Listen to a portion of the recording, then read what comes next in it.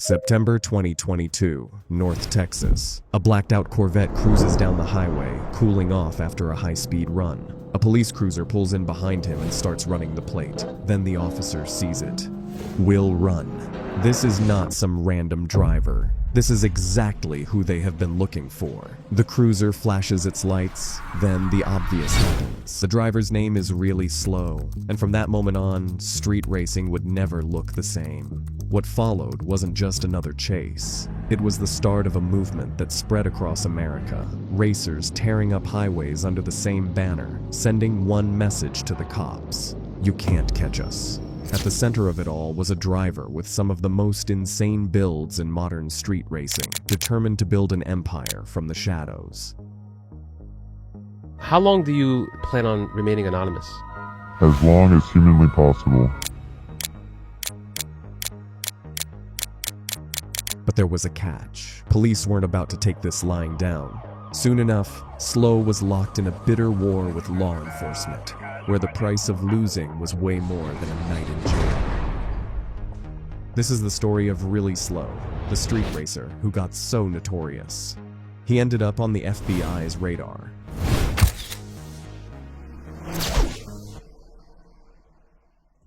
It all started in 2022, around 6 months before the infamous clip surfaced. Video after video began popping up on a TikTok page by the name Really Slow, each one depicting more expensive cars and more extravagant stunts.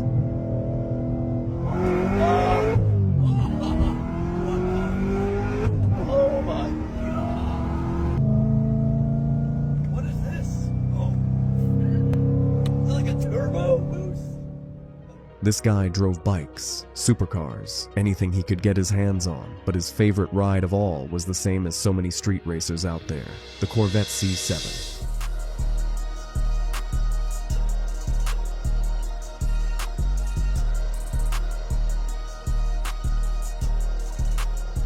But we'll get to the crazy modifications later. First, we have to explain exactly what it was that made Really Slow explode. You see, the stunts he pulled were nothing unique. Other groups like Ghost Racing and the Squeeze Team were doing exactly the same thing, gaining notoriety in a budding street racing movement with more than enough momentum to include them all. So what was it that set Really Slow apart? As it turns out, everything was by design.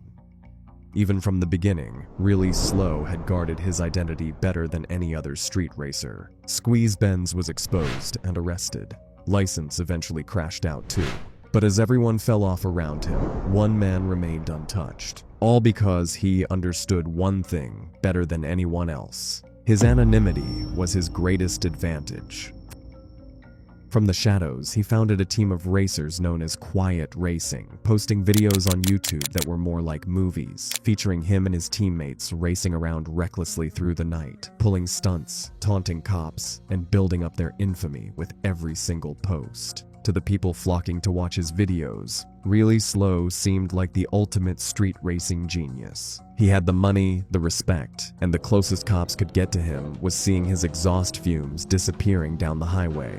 It seemed he had cracked the code that so many before him had failed to do. But behind the scenes, not everything was as it seemed. A darker realization was beginning to dawn on him that he hadn't counted on when beginning down this path. The anonymity was nice, probably the only thing keeping him out of prison, but it came with a very real cost. And despite having operated from the shadows for the best part of 3 years, in April 2024, he finally decided to break his silence. Little did he know, a whole lot of trouble was about to come his way.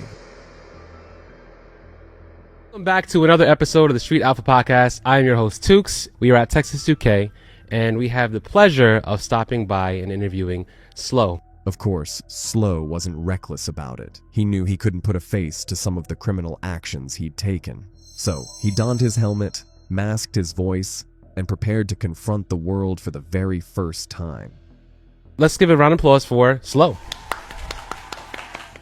Now, this podcast covered a lot of topics, but throughout it all, there seemed to be one main thing that Slow was keen to discuss: the cost of going anonymous. Since I'm anonymous, driving this car is a pain in the I have to wear this stupid helmet So you have to wear this helmet every time you drive? every time I drive it. He explained the drawbacks to the lifestyle he'd chosen. He could no longer live like a normal citizen. His cars had to be shipped in at 4 a.m. so they couldn't be tied to him. And worst of all, the psychological toll that all of this had taken on him was massive. I like my life to be separate from this life, and there's things that I've done in the past that I don't necessarily want to put a face to. That way I could continue if I do some more stupid shit with this new car, with the new build. Yeah, it's best. The podcast told us one thing above all else. The lifestyle he'd chosen wasn't for everyone. But little did he know, he had just invited an even bigger problem into his life. You see, even before he'd gone public, Slow had become famous for his run-ins with police. It started with subtle jibes, a number plate reading, "Will Run," merch openly taunting the cops. But over time, he began to draw attention. On February 17th, 2022, the Dallas Police Department made a post asking for information on a black Corvette speeding at 150 miles per hour down the highway, with a number plate that simply read, "Quiet." Instead of remaining silent, Slow decided to reply, going back and forth with officers in his DMs. The beef continued for months, and Slow's stunts grew bolder all the while. Already famous for his crazy modifications, he remodeled an entire car just to mock them. And anytime police got close to him, he simply unleashed the power of his Corvette C7 and disappeared into the night. Because this wasn't any ordinary car. Slow has a long history of doing crazy things to his vehicles. First, there's the tamest of his cars, a close-to-stock Honda NSX, imported straight from Japan. It's flashy, expensive, but nothing compared to his Gen 5 Viper, a Calvo Motorsports twin-turbo build, capable of some insane track speed. Seeing Calvo Motorsports twin-turbo Viper, you know, I don't think this thing can actually get up and move. But no, it is actually like a super clean, low-key. If I can only beat one of the three, I'll take it. We'll just beat the NSX.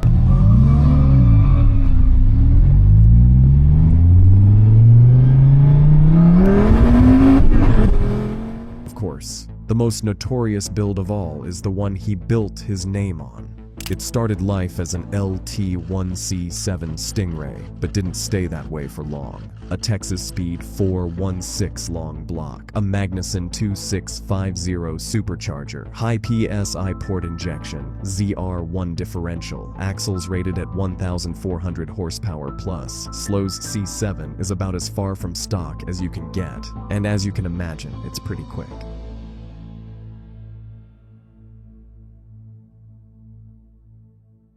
And here's the thing, all these modifications posed a big problem for cops. Every sighting and near miss only reinforced one realization: they simply couldn't keep up. Slow's cars were so quick, he had cops from different districts messaging him, wanting to rep his number plates on their squad cars. This meant the cars were doing exactly what they were designed to do: keep him out of a jail cell. But Slow wasn't about to give police an inch. In fact, he believed they were partly to blame for creating the toxic culture in street racing today, where everything has to be faster, flashier, louder. You see, it's no revelation that street racing crimes in the US are rapidly on the rise, but according to many, it's the taunting approach of police that's fueling it.